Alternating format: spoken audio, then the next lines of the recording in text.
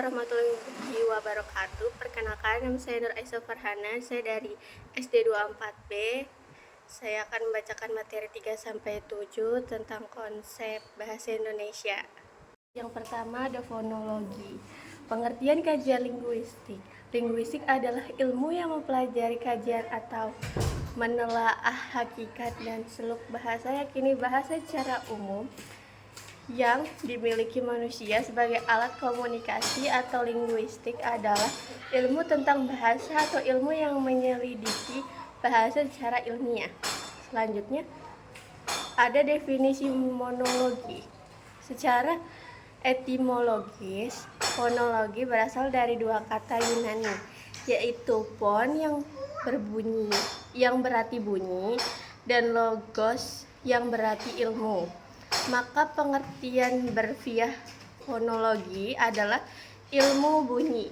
Fonologi merupakan bagian dari ilmu bahasa yang mengkaji bunyi. Kajian fonologi yang pertama adalah bunyi bahasa fon yang disebut tata bunyi fonetik dan yang kedua mengkaji fonem yang disebut tata fonem fonemik. Fonologi adalah bagian dari ilmu bahasa yang mempelajari tentang suatu objek studi fonologi. Yang pertama adalah suara bahasa, fon yang juga dikenal sebagai fonetik. Dan yang kedua adalah studi tentang fonem yang dikenal sebagai zonemik. Ya, ada jenis-jenis fonologi. 1. Fonetik. Berdasarkan definisi yang ditemukan para ahli di atas, secara umum dapat dikatakan bahwa fonetik adalah bidang linguistik yang mempelajari bunyi bahasa, baik itu prosesi terbentuknya dan bagaimana bunyi diterima oleh telinga pendengar tanpa memperhatikan apakah bunyi tersebut mempunyai fungsi. Yang kedua ada fonemik. Menurut Abdul Chair, fonemik adalah cabang studi fonologi yang mempelajari bunyi bahasa dengan memperhatikan fungsi bunyi tersebut sebagai perbedaan makna. Menurut Ahmad Muafak, bahwa fonemik adalah cabang studi fonologi yang menyelidiki dan mempelajari bunyi, ujaran atau bahasa atau sistem fonem atau bahasa dalam fungsi sebagai pemberi arti. Dengan demikian, dapat dikatakan bahwa istilah fonemik dapat didefinisikan sebagai suatu bahasa kecil yang bersifat fungsional. Selanjutnya ada peran fonologi dalam kajian linguistik. 1. Fonologi memainkan peran krusial dalam kajian linguistik, terutama dalam memahami struktur dan fungsi bunyi dalam bahasa Indonesia. 2. Struktur bahasa. Fonologi mengkaji bagian bunyi diorganisasikan dalam sistem bahasa tertentu. 3. Proses memfonologi dalam pembentukan kata.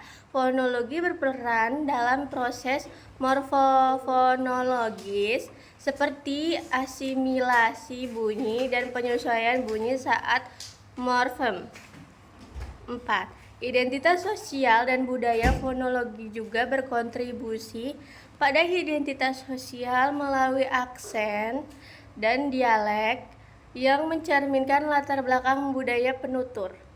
Yang kelima, aplikasi praktis. Memaham tentang fonologi memiliki aplikasi praktis dalam pengajaran bahasa, teknologi pengenalan suara, dan analisis linguistik yang lebih luas, termasuk sintaksis dan sinematik.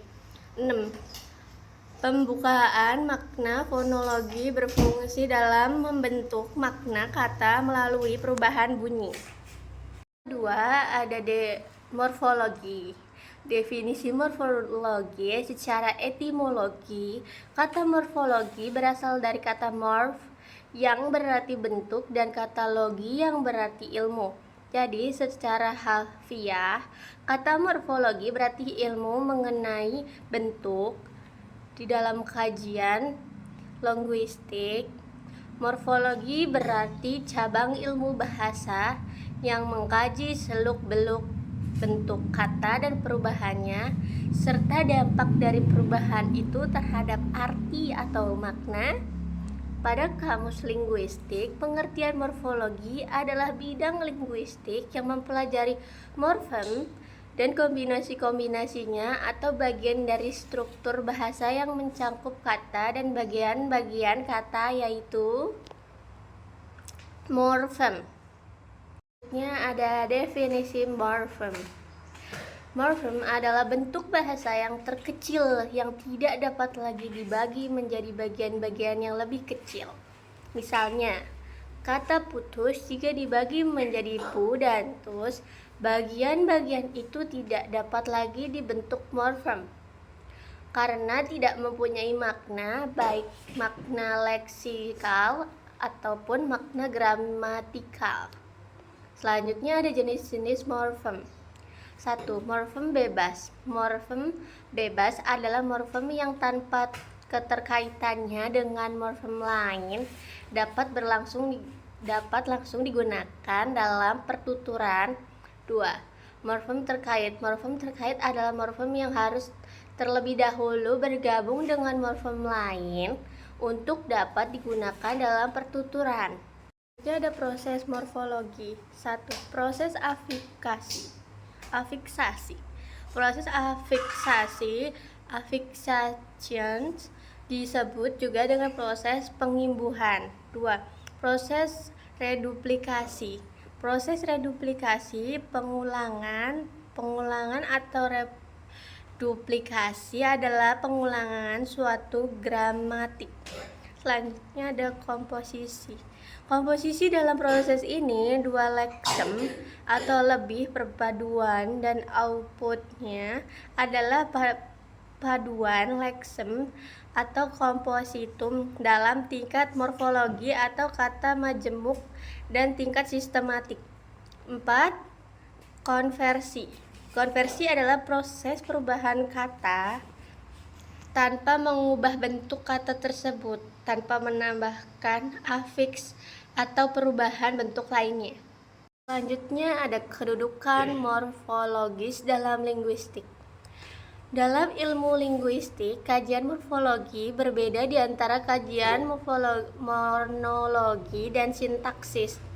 Sebagian kajian yang terletak di antara kajian monologi dan sintaksis, maka kajian morfologi itu mempunyai kaitan baik dengan monologi maupun dengan sintaksis. Keterkaitannya dengan monologi jelas dengan adanya kajian yang disebut morfologi atau morfofonemik, yaitu ilmu yang mengkaji terjadinya perubahan fonem akibat adanya proses morfologi. Gitu. Selanjutnya ada sintaksis. Pengertian sintaksis. Kata sintaksis berasal dari bahasa Yunani yang merupakan sun dan tatein, yang artinya mengatur bersama-sama. Sintaksis adalah bagian dari tata bahasa yang mempelajari dasar-dasar dan proses-proses pembentukan kalimat dalam suatu bahasa. Selanjutnya ada hakikat sintaksis. Sintaksis sebagian dari ilmu bahasa mempersoalkan hubungan antar kata dengan satu satuan yang lebih besar dalam suatu konstruksi yang disebut kalimat. Kalimat diuraikan atau keluasa yang membentuk kalimat itu. Lalu sintaksis sebagian dari ilmu bahasa mempersoalkan hubungan antar kata dengan satu satuan yang lebih besar dalam suatu konstruksi yang disebut kalimat. Kalimat diuraikan atau klausa yang membentuk kalimat itu. Lalu klausa diuraikan atau atas frasa-frasa yang membentuk klausa itu, dan frasa diuraikan atas kata-kata yang membentuk frasa itu. Selanjutnya ada alat sintaktis. Urutan kata dalam bahasa Indonesia menjadi penting. Maksudnya, urutan kata boleh dipindahkan asalkan maknanya tepat dalam bahasa Indonesia. Misalnya kata kemarin dalam kalimat. Contohnya, 1. Saya kemarin terjatuh dari sepeda motor. 2. Saya terjatuh dari sepeda motor kemarin. 3. Kemarin saya terjatuh dari sepeda motor. Selanjutnya ada fungsi sintaksis. Fungsi sintaksis akan menghubungkan kata atau frasa dalam kalimat itu. Artinya, fungsi itu memiliki hubungan dengan urutan kata atau frasa dalam kalimat. Fungsi sintaksis utama dalam bahasa adalah subjek, predikat, objek, keterangan, pelengkapan. SPOK-PEL. Ada pula fungsi lain seperti atributif yang menerangkan, koordinatif yang menggabungkan secara setara, subordinatif yang menggabungkan secara bertingkat. Semua S sudah hadir. P. Kecuali dosenku. Ket menunjukkan makna perkecualian. S. Saya S. Tidak ke kampus. P. Karena sakit. Ket menunjukkan makna atau sebab. Meskipun dilarang, aku S tetap pergi juga. P. Menunjukkan makna atau perlawanan. Kami S akan membayar P iuran RT O asal ada buktinya. Ket menunjukkan makna atau syarat. Karena pengertian wacana dalam pengertian linguistik. Wacana adalah kesatuan makna sinematis antar bagian di dalam suatu bangunan bahasa. Oleh karena itu, wacana sebagai kesatuan makna dilihat sebagai bangun bahasa yang utuh karena setiap bagian di dalam wacana itu berhubungan secara padu.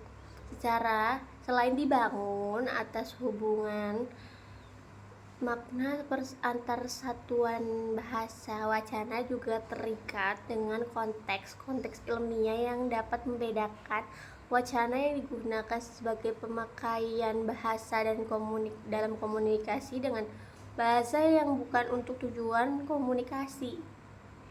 Atau KBBI, struktur adalah cara suatu hal atau unsur disusun.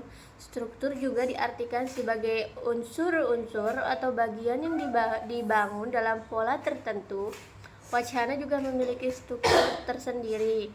Suatu wacana bisa dikatakan utuh apabila struktur yang lengkap. Secara umum, bagian wacana dibagi menjadi 3, yakni pembuka, isi, dan penutup wacana. Ini ada unsur wacana. Menurut Mulyana, tahun 2005, unsur adalah sebuah wacana dapat dibagi menjadi 2, yaitu unsur dalam internal dan unsur luar eksternal. 1. Unsur internal. Unsur internal wacana merupakan unsur yang berhubungan dengan aspek formal sebuah bahasa. Kata dan kalimat adalah unsur yang membentuk sebuah wacana. Kata adalah unsur bahasa yang dapat berdiri sendiri. Teks dan konteks. Teks adalah salah satu unsur pembentuk wacana. Teks berisi sekumpulan kalimat yang memiliki kepaduan dan kesatuan sehingga dapat memberikan pemahaman yang jelas tentang isi dan makna kepada para pembaca. Selanjutnya unsur wacana yang kedua. 1.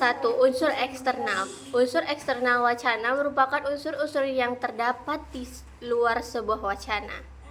Implikatur. Implikatur adalah bagian dari unsur eksternal wacana. Presuposisi. Menurut Rahadi 2005, presuposisi adalah perkiraan atau prasangkaan. Inferensi. Inferensi adalah sebuah istilah di bidang wacana. Selanjutnya ada referensi, adalah salah satu bagian dari unsur internal wacana. Selanjutnya ada jenis wacana. Wacana deskripsi. Menurut Nurlaksana Eko Rusminto 2015, seperti yang telah diketahui, deskripsi merupakan gambaran atau bagaimana seseorang menggambarkan. 2. Wacana eksposisi. Menurut Nur Laksana Eko Ruminto 2015, eksposisi berarti membuka atau memulai. Jika diartikan dalam bahasa Inggris, adanya wacana ini berarti penulis membuka wacananya untuk membahas sesuatu. 3. Wacana argumentasi. Menurut Rusminto tanggal 16, wacana argumentasi Ketiga, wacana argumentasi. Menurut Rusminto, tanggal 16, wacana argumentasi merupakan wacana yang berdiri dari alasan dan pendapat untuk membuat kesimpulan. Selanjutnya ada jenis wacana. Wacana persuasi. Wacana ini bersifat mengajak, menganjurkan, atau bahkan melarang. Persuasi sendiri berarti membujuk atau meyakinkan. Selanjutnya wacana narasi. Menurut Rusminto 2015, narasi berasal dari bahasa Inggris narration dan naratif, cerita atau menceritakan. Sifat dari wacana narasi adalah menceritakan suatu hal. Sematik. Pengertian sematik. Kata sematik berasal dari bahasa Yunani sema yang artinya tanda atau lambang, sign. Sematik pertama kali digunakan oleh seorang filolog Prancis bernama Michel Braille. Pada tahun 1883, kata sematik kemudian disepakati sebagai istilah yang digunakan untuk bidang linguistik yang mempelajari tentang tanda-tanda linguistik dengan hal-hal yang ditandai. Selanjutnya ada jenis-jenis sematik. Pertama, sematik behavioris. Kedua, simatik deskriptif. Ketiga, simatik generatif.